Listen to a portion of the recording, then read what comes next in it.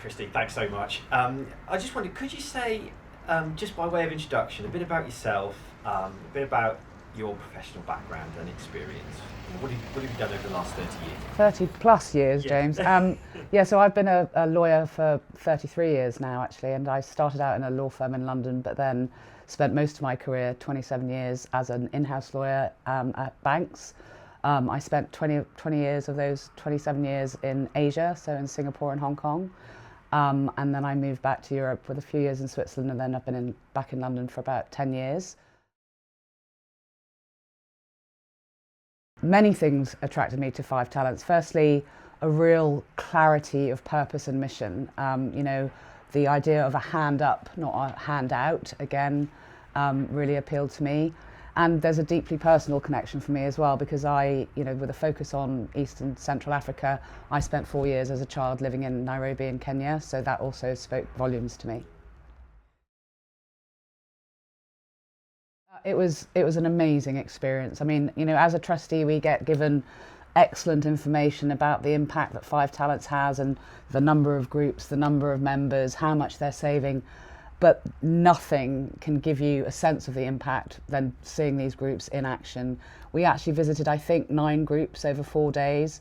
Again, they're all different, really different, but the one thing that they all have in common is you get this sense of the pride and joy that being part of these groups bring to these women who are, desperately poor, live very hard lives. I mean, the first group we went to see down in Mombasa, that some of them have to walk 17 kilometres each way to get water. I mean, water scarcity is a real problem.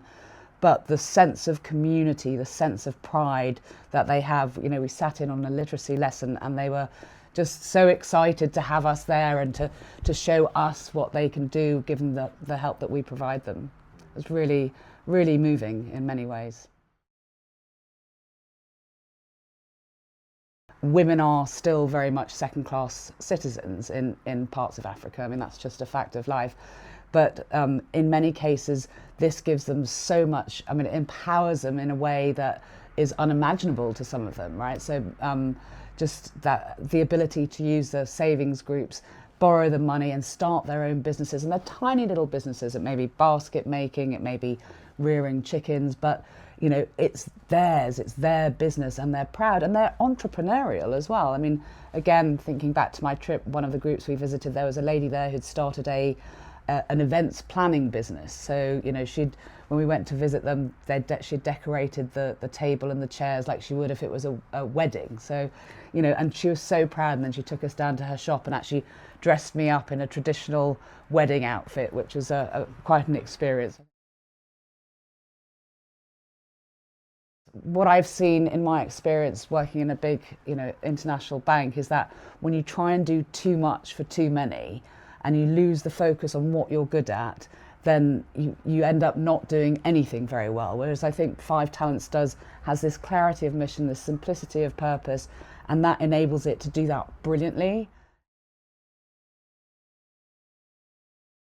They're learning how to save money and then use that, borrow that money to invest in their businesses. But they're so much more than that. I mean, the last group we visited was a widows group, and again, widows tend to be very much marginalised after the death of their husband. And in fact, we had one widower in the widows group as well, who was a charming chap. But it was very clear from that group, it's more than just a literacy and savings group. It's a community. It's a source of well-being. It's a source of emotional support. It's a community in and of itself.